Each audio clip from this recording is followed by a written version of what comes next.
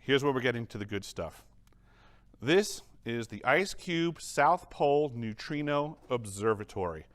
I'm going to go into great detail on what they tell you it is, because then I'm going to tell you what it really is. IceCube is the world's largest neutrino detector.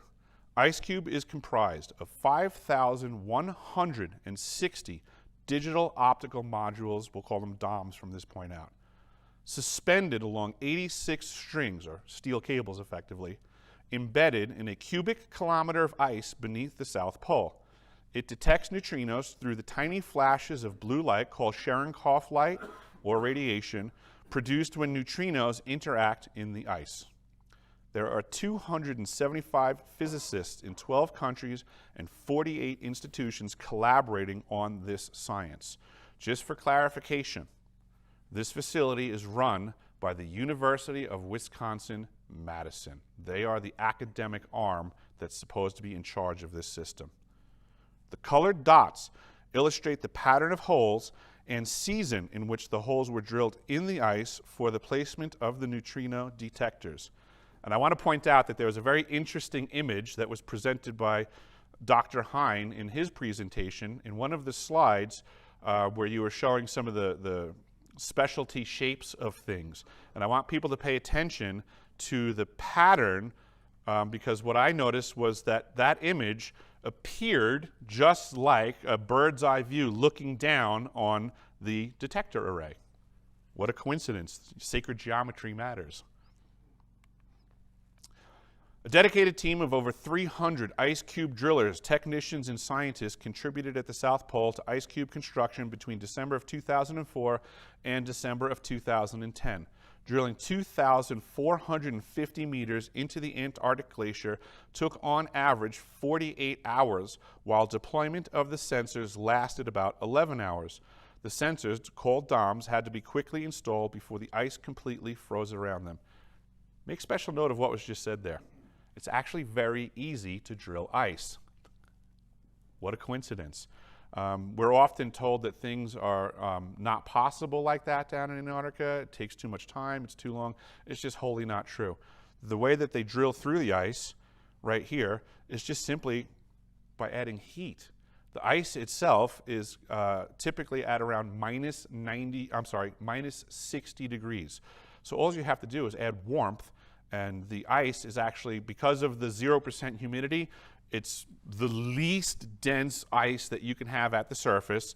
So as you apply the heat, it actually retracts and creates a large volume of space very rapidly until you get down to some of the more dense stuff at the bottom. But again, you add heat, it dissipates. So the fern drill and the hot water drill heads. The fern drill was used to drill through the upper layer of compacted snow or fern down to where the ice actually begins, which is about 50 meters below the surface. The solid ice was melted using a straight, high-pressure stream of hot water from the specifically designed enhanced hot water drill. These are the DOMs. They're about the size of a basketball. There's 5,160 of them. They have names and identifiers, so some of them are called, C-3PO, Chewbacca. Basically, the scientists and folks are allowed to just write a name on it, and then they would register it as that. The picture on the right is actually a DOM that is just inside the door of the entry of DA that I mentioned before, Destination Alpha, on display for everybody to see. This is a great depiction of the scale of what is embedded in the ice. So you can see on the bottom there is an illustration that shows the Eiffel Tower and its relative proportion to this system. This is the world's largest phased array transmitter. This overview you can see on the top was very similar to Dr. Hine's depiction. I believe the hexagon matters a lot in this. Here's some of the cubers. Setting up the cabling that goes from each of the holes down. This has been the topic of a lot of discussion, this picture, because a lot of folks in, I guess you would say, the electrical components community have confirmed that, if this is just simply a passive device, then that cable is very large and looks more like a power supply. And we'll be getting to the power output of the ice cube neutrino detector shortly. But once the sensors were deployed, the cables were pulled to the ice cube lab to connect the sensors to the servers in the lab. The ice cube lab hosts the computers collecting raw data from the detector. And you can see in the other pictures the amount of wiring and processing information. I would say that the ice cube lab processing room might have been double the size of this tent, with just rows and rows and rows of server towers. The computational power of what was going on in there is also heavily in question. This is a depiction of what they would call the bloom. So when a neutrino basically impacts the nucleus of a water molecule in the ice, a reaction occurs which sheds off the Cherenkov radiation. The neutrino and the nucleus of the water atom are destroyed, and a muon is released. But effectively, the DOMs are reacting to the blue light. So here you'll see the red area would be the highest concentration of reaction from the DOMs, and then the other DOMs would light relative to their distance. And then at that point, they could triangulate the direction from which the neutrino came. IceCube searches for neutrinos from the most violent astrophysical sources, events like exploding stars, gamma-ray bursts, and cataclysmic phenomena, including black holes and neutron stars. So they say. The IceCube telescope is a powerful tool to search for dark matter and could reveal the physical processes associated with the enigmatic origin of the highest energy particles in nature. 6 years after its completion, IceCube has isolated more than 80 high-energy cosmic neutrinos with energies between 100 TeV and 10 PeV from more than 1 million atmospheric neutrinos and hundreds of billions of cosmic ray muons. For those of you that may not know, neutrinos currently seem to be the most prevalent particle in all of our understanding of everything. There are technically billions and trillions of them passing through this space that we're in right now. They're actually just so small that they can pass in between the, I guess you'd call it the electron shell and the nucleus of every atom. There's just almost never any contact because they're that small. This is the South Pole Traverse. Basically, the United States Antarctic program spends a lot of money flying in fuel by Hercs. If I remember correctly, they can only carry about 35,000 gallons of fuel to pass off. So they're working on a program when I was there that was exploring the possibility of just dragging fuel bladders across the surface. And since then, it has become highly effective, and they have moved in that direction to more appropriately move the fuel. Here's a trial run for a C-17 airdrop during the summer season, and we have photographs of this because it's viewable. During my winter season, it was great that they actually did this trial run because we had 2 emergency airdrops for medical reasons, and I can assure you that that was a nightmare to fire up these planes that were nowhere near our proximity and get them to drop stuff off. We basically set up some burn drums so that they had a target to aim for, and it was very unnerving as we knew the airdrop was occurring because we had no idea how accurate it was going to be, and we were kind of just waiting for stuff to come through the roof. Every winter over had to volunteer for an emergency team. We had 4 emergency response teams. Team 1 was what we would just basically call first responders, and they would move immediately to wherever the alarm system dictated what the problem was.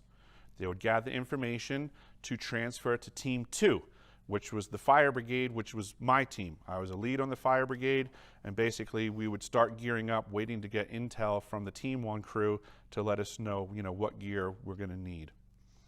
On the bottom left, we have Team 3, which was the medical team, and we also had Team 4, which was just straight up logistics.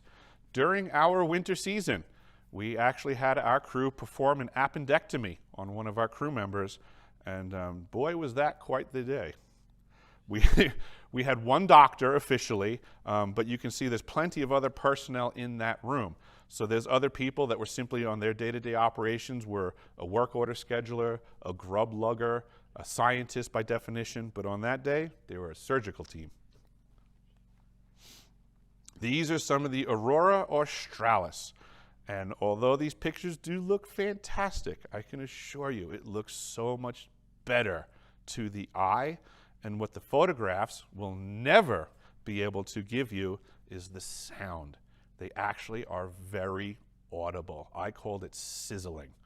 And you could actually hear the sizzling as an indication even before the aurora would show up. And it was like, I don't know how to put it. I felt like it was Mother Nature talking to me. Almost like, here I come. Like the sizzling would start, and you'd be like, oh, here it comes, you know?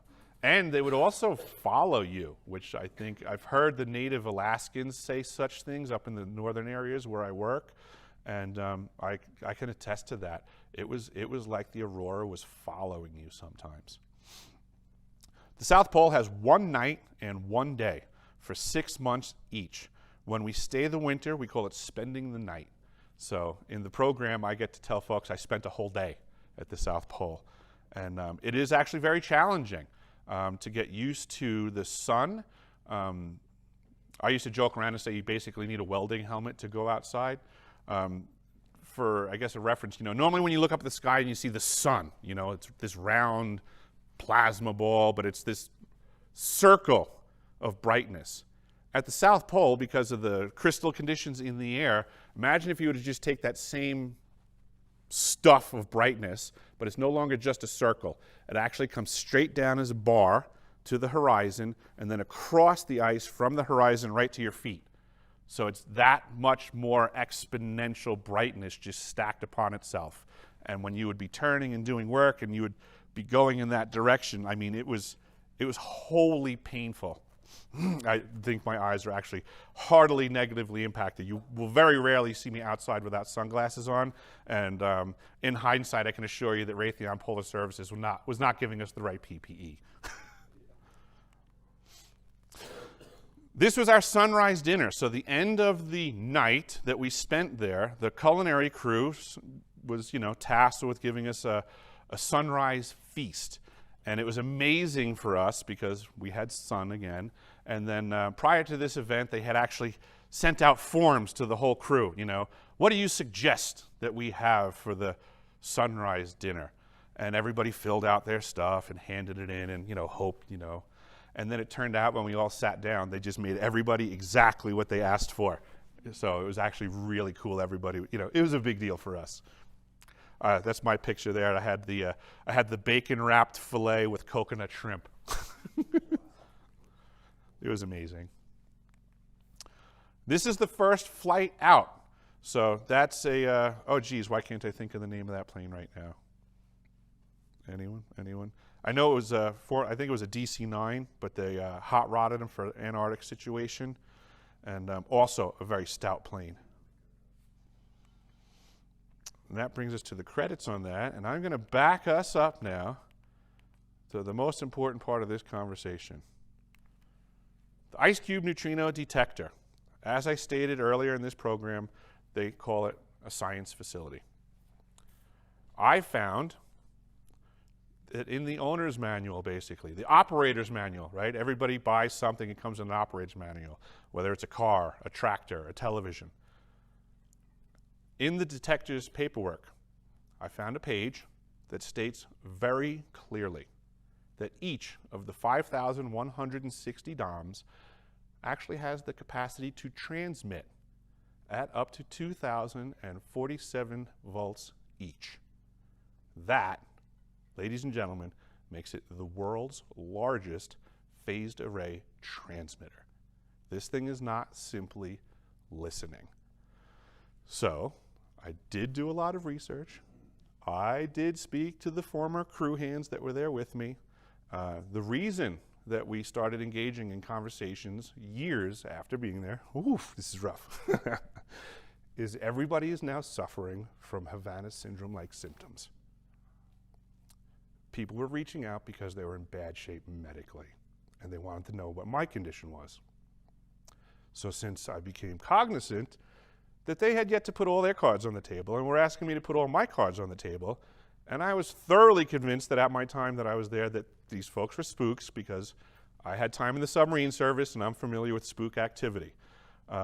As supporting information to spook activity, part of what I had to do every day was go through the entirety of all of the buildings, all of the outbuildings. We had a communications room and communications operators. It was my job to go in there every day, check the lights, check the fire sprinkler system. But because I wasn't a knucklehead, I made sure to randomize that visit every single day. I would charge in that door unannounced with great silence and watch as they freaked out and started closing things down, amping up their respiratory rates. What are you doing here? What are you doing? I'm doing my job. What are you doing? How come every time I walk in this room, you guys start shutting everything down? And everybody would just shut up. But long story short, post-visit to Antarctica and having to converse with these folks about what was going on now, they put all their cards on the table. And I told them that, I'm learning things and, we need to get to the bottom of this. And then it was at that point that I was basically read into the activity of what was really going on. And this is a directed energy weapon system. It can generate earthquakes. In February of 2011, when this system went from construction to operations and maintenance, effectively the first time they ever transmitted, we caused the earthquakes in Christchurch, New Zealand in February of 2011, 2 of them. I was initially told that this was friendly fire, and I did believe that for a little bit, until I continued in my research and found stuff that shockingly leads me to believe that it absolutely was not an accident.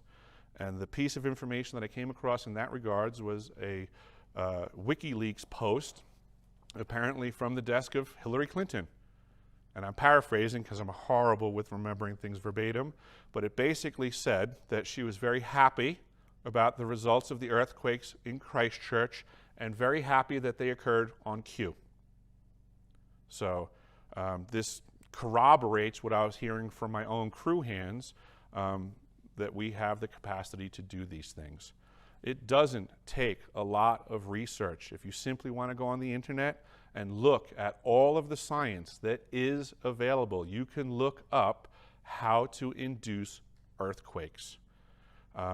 This was also very fortuitous that Dr. Simon brought up yesterday. We had a slight engagement on the topic of ball lightning being generated by earthquakes, and that symmetry would tolerate the idea that if you could generate ball lightning and deliver it somewhere, well, in its explosive capacity, it's simply a discharge of energy, a simple required straw that breaks the proverbial back of the camel and can instigate an earthquake, certainly with great ease wherever there is a fault line.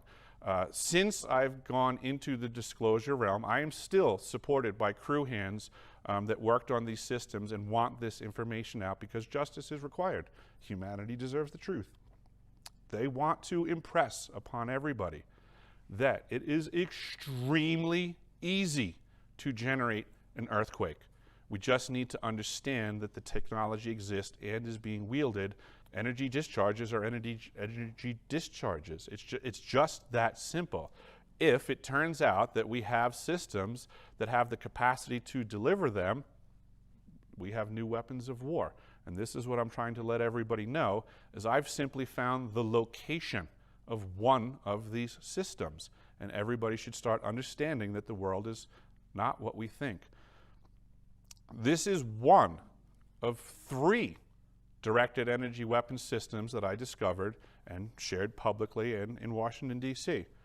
This system, in my conversations with Dr. Greer and the wonderful team that he has, appears to also have the capacity for faster than light communications through quantum entanglement. I don't know if anybody's heard years ago of Gary McKinnon, who was a whistleblower who hacked into NASA. And he provided a spreadsheet list of what were the titles of an off-world fleet, each of the ship's titles, and their respective captains. I would simply suggest that if we do, in fact, have a fleet out there, which it seems we do, we would of course need a means of communication. This system would be one of them. So, third issue with this system, in the grand scheme of what we're learning in referenceable, patented science that exists, is the very nefarious activity of what is now being referred to as voice to skull, which is one of the symptoms on the Havana syndrome list that they benignly refer to as victims hearing peculiar sounds in their heads. What they're alluding to, without saying with any great specificity, is the ability to put a voice in your head. This was used during Desert Storm very effectively, and this is a technology that is wholly referenceable and real. And I believe that this system is just one of the more powerful units that can accomplish it. When it comes to directed energy weapons, we need to think of weapons differently than we have conventionally. You know, we're used to, a rifle where you pull the trigger and one caliber of bullet comes out per trigger pull, and it's very conventional. Directed energy weapons are very manifold. They can do multiple things because once we step into the energy realm, it kind of almost gets into like whatever you can think of, and then it's just a matter of changing a couple of circuits and a couple of things, and then that makes the unit itself multifaceted. And then we have the complex problem is that these systems seem to be also cogged together to almost make a bigger, more nefarious machine. If we have this system over here at the South Pole Station, if we have another system in Gakona, Alaska, and if we take, for all practical purposes, a beam from one and a beam from other, and then we cross them, we start to get these more compounded, complex problems for humanity. The other system that I came across in the directed energy weapons category, I was working one day, I had to swap out a pump. That pump had electricity going to it. I had to isolate that circuit to facilitate the pump replacement. And when I was tracking the power back to the panel, I became confused because the panel, its marking said this is supposed to be off, this is supposed to be on, but nothing was matching up.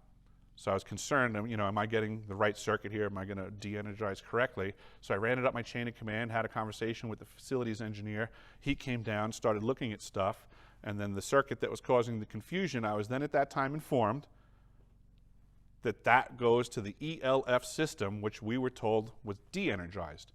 And now I learned it was on. Well, again, I was in the submarine service. I'm very aware that ELF is a highly guarded system. It can certainly be used for submarine communications, and I do not doubt that our spooks were communicating with submarines regularly. I don't doubt that. But again, upon further research, we find that these systems are more complex, and then again, when you cog them together with other systems, great feats of technological advancement can occur, and now that's 2 directed energy weapon systems that I testified in Congress for having discovered at the South Pole. The third one was what we call the Atmospheric Research Observatory, the one that they were talking about, the clean air studies. I witnessed myself on many an occasion when I would be doing my rounds in the pitch black darkness of a winter at South Pole. There was an extremely large green laser that shot out of the roof of the Atmospheric Research Observatory. It was a sustained burst for minutes on end. It does not take a lot of research for anybody in this room to find that that is very challenging to accomplish. My research has shown that green lasers are the most challenging and require the most power to simply fire for a millisecond. And I was watching sustained bursts for minutes on end. There is some sort of alternative power source, apparently, at the South Pole Station than those 2 cat generators I showed you beforehand. This is also what I showed in Washington, D.C., were maps that I had which appear that Old Pole, which was supposedly blown up during my summer season, I think was a cover story to stop the winter over activities that were going on annually that were folks accessing Old Pole. In the boredom of wintertime at South Pole, it became very common for the polies to just break into Old Pole, go under the ice and see what they can find, and I think they were trying to blow it up as a cover story. There's a very long tunnel that is on one side of the Old Pole. I believe that at the very least, since Old Pole predated the Antarctic Treaty, which put the limit at that date for having a nuclear power supply. McMurdo Station had a PM8 reactor at it before, and it's a very small modular system that can be flown around by Hercs. I believe that there was a system just like that at South Pole Station and may still be up and running and be the actual power supply for these 3 directed energy weapon systems that would take god-awful amounts of power. The other list of possibilities for the power source, believe it or not, this one's very interesting and comes to me through John Warner IV, who was the son of John Warner III, who was former Republican senator of the state of Virginia, and John Warner III was also formerly the Secretary of the Navy. John the son reached out to me early when I first came out disclosing information because he saw value to what I was discussing at the South Pole. And he wanted to express to me information that his father had passed on to him. He was John, the son, was very interested in Antarctic activities. And he asked his father, he says, you know, it seems like, you know, the Navy's always still involved in Antarctica. You know, what's going on down there? And his father informed him that there was submarine activity below the ice, that they were tunneling to get underneath. A lot of people don't realize that the actual land continent of Antarctica, the vast majority of it's below sea level. There's just so much ice accumulation that it's effectively bedded down to the land that's below sea level. So a submarine coming in through the ocean could bore into the ice, be above the land and below the waterline still. So you absolutely could go through there. Also, the science community has recently just disclosed publicly that you have to realize that the continent of Antarctica has the same amount of massive waterways as any other continent. So the riverways could be under the ice, and just like we saw with the drilling of the ice for the neutrino detector boreholes, that water coming through would just bore out and make space that certainly could be traversed by submarines, which it seems the Nazis were saying way back when. When John asked his father why this submarine activity was so prevalent in Antarctica, his father's answer was space operations. That's a big deal. Goes back to that whole faster-than-light communications. We have stuff off-planet. I want to back up. There's something I forgot to mention about the neutrino detector. Again, in communication with folks and doing research about what's going on, it appears these UFOs, whether man-made or off-world, in-world, whatever you want to call it, the exotic propulsion systems that make them move around apparently emit neutrinos. So having a neutrino detector at the South Pole Station that's omnidirectional, so it doesn't care which direction anything's coming from, and neutrinos do not let anything block their activity. This makes this a very wonderful air traffic control center for any exotically propelled vehicle coming in or about our planet or atmosphere. There's a lesser known gentleman in the entire Antarctic and or UFO community conversation, and his name is Lloyd Berkner. Lloyd Berkner was part of the original Byrd expeditions as both a radioman and a pilot.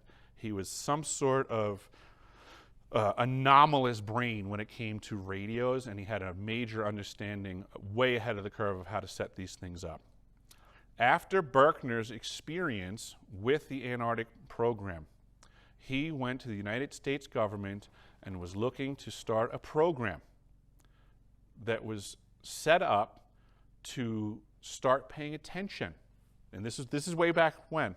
He wanted to set up an observation system for things coming on and off the planet, was how he put it. What the heck did he see down there that made him want this seed money? Well, it turns out that the U.S. government agreed with him, and they gave him the monies that would start this program. But they didn't start the program under the pretense for which he presented it. They gave us what was called IGY, International Geophysical Year. It's a very peculiar term that doesn't make much sense to anybody, myself included, and I worked under this umbrella title. IGY is the title of the scientific arm of all activities going on in Antarctica through all international science communities. But nobody seems to discuss what fostered it. We now operate under all this false pretense science while all the nefarious activities that requested the money and got it approved are happening in secret. So besides the fact that this is 3 directed energy weapons systems that I found, it appears that it has a lot to do with UFO activity, whether it is our stuff or anything foreign. Back to the laser. When I went and testified in June of 2023, I had just kind of at that point deciphered the 3rd system and presented it to both committees in DC. My birthday was only a few days after I had given this testimony, and it was amazing. The National Science Foundation has a website, of course. They can post anything they want on that website. On my birthday, apparently I still have friends in the program, on my birthday, for the first time ever, they posted a picture of the laser beam coming out of the building and firing into the sky. Somebody had sent that link to me. I almost fell out of my chair, because that right there was the program supporting what I just accused them of. So I thought it was fantastic. I thought it was a wonderful birthday present, and yeah, it was great to see. But this is basically the state of the union of the world right now. When I went to testify and I was done testifying, the conversation rapidly changed to, what do we do now that we, the people in that room, are cognizant of there being a massive amount of rogue agencies that have access to technology that most of the human population is unbeknownst of? And nobody seems to have an answer. That's the really scary thing, is that nobody seems to know who is actually in charge of this equipment down at the South Pole. Nobody seems to know who's dictating where to shoot the next earthquake at, what the laser beam is firing at, who's gathering the information and shipping it out every single day, and where is it going. Things have gotten out of control of the oversight of Congress, and thus the oversight of the American people. We need to start considering things differently. Mark Twain once said that it's a sign of higher intellect to consider an idea that you don't yet support. I'm asking everybody in this room to start considering, what do we do now that we know that these technologies have been in use for probably the greater part of the last 4 decades?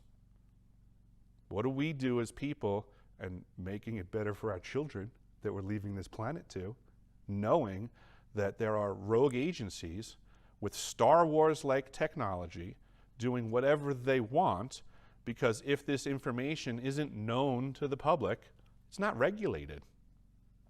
You know, people often say, well, what are they doing with it? They're doing with it whatever they want until we reel them in. It's a very scary thing right now, but if you start to pay attention, if you look up the Havana symptoms list, and you start to pay attention to the people that you know, your own loved ones, it's very terrifying, but you're going to start to realize we're all actually suffering these symptoms. I know this because I'm familiar with it. I've been exposed to it since 2010. I know people that I have witnessed the changes. It's terrifying, but that's because I'm paying attention and I'm informed. If you actually start to pay attention to this stuff and you start realizing that we're all in the crossfire, the world is in not a good shape right now. I mean, obviously, we have wonderful politicians looking out for our best interest, right? You know, so I don't think that these people care about us at all. I don't think they want to release this very high-end technology because they're monopolizing it. It's highly lucrative. I mean, if you had a spaceship, you know, imagine how fast you could transport your product to market and what that would save you. You know, imagine if you had a spaceship and you could go out into the cosmos and you could go mine stuff that other people have to work way harder for. We have a fleet out there. Gary McKinnon told us. We have communications abilities with that fleet. We have a means to keep other people from paying attention to it. So it's a whole other way to consider the function of the world, and I'm just strongly suggesting for the benefit of posterity, we start putting our brains in a different direction of consideration, because I hate to tell you, things are a lot worse than we've ever thought. And that's basically what I'm here to share with you folks.